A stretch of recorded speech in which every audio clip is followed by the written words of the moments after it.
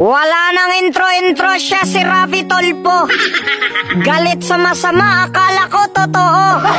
Pero pag nakita niya si Liza, takot din pala to. Hoy, di ba ikaw ang aming pambato?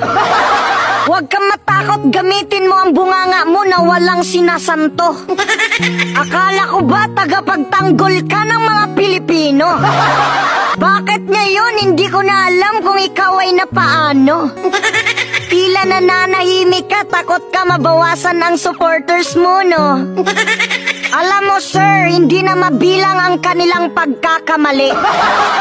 Bakit hindi ka man lang nagsasalita? Totoo ba na ikaw ay makapili?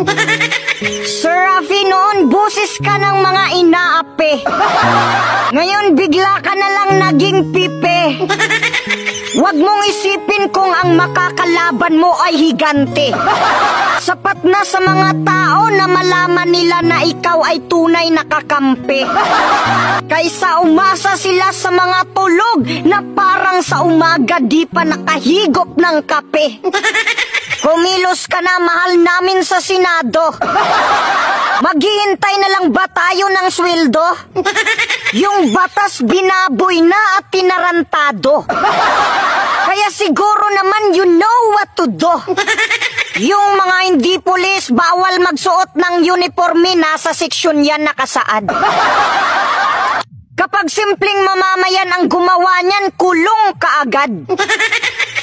Tapos kapag pulis, okay lang na lumabag. Wow, ang galing nyo, wala kayong katulad. Mga sir, hindi ko sinasabi na pagdating sa batas kayo ay magpapiling inyo. Pero sa dinami-dami ninyo, wala man lang ni isang nagtatanong sa inyo. Tingnan ninyo yung bayan natin ngayon, sobrang mahal na ng mga presyo. Dahil yan sa mataas na tax revenue. Kaya dapat bawasan ang buwis at bawasan ang inyong sweldo. Kasi wala naman kayong mga silbi, yung politika ginagawa nyo na lang negosyo. Wala na ang tunay na pagsiservisyo. Wala na nga kayong ginagawa, nag-away-away pa kayo.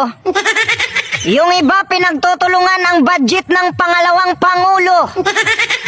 Hindi ko alam kung mabait o may saltik sa ulo. Kunting budget ni BP, panay kayo reklamo. Pero mabait naman kayo sa inyong amo. Ayaw bigyan ng budget si BP, tapos kapag walang proyekto, sasabihin ninyo, ay, walang kwentang tao. Milyon lang ang budget ni BP, pero tumutulong sa national security, pero sekreto. Kayo, bilyon ang budget nyo, ano ang nagawa nyo? Tapos may mga vlogger pa, kung makapagsalita kay BP, parang mga walang mudo. Sobrang sakit magsalita, para ka talagang tinamaan ng judo. Nanguhusga kahit hindi sigurado.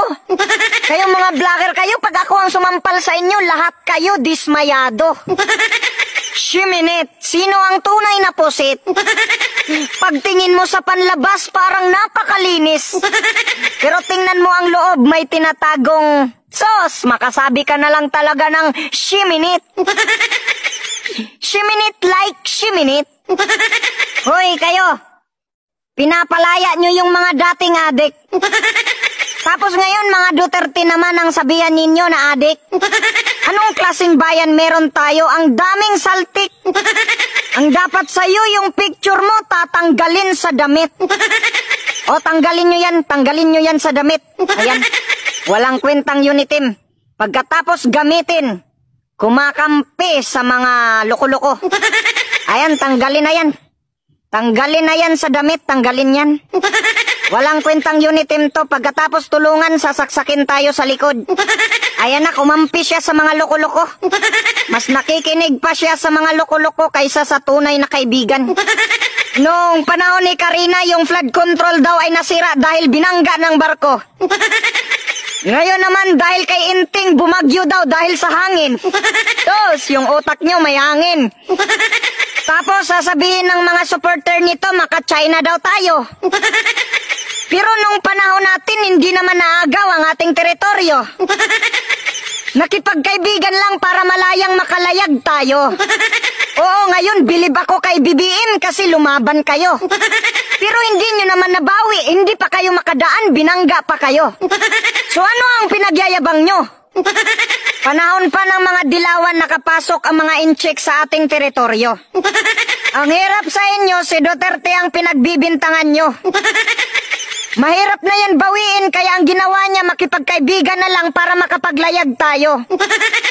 Kung kaya nyo bawiin, saka pa lang ako bibilib sa inyo. Puro kayo pagtatalo, pero wala naman kayong ginawa kundi magpatalo. Ang yayabang, hindi naman kayang bawiin ang teritoryo, hindi naman kayang ipanalo. Pinapabugbog lang ang ating mga sundalo. Kung kailan bumaha na, saka pa lang mag-briefing.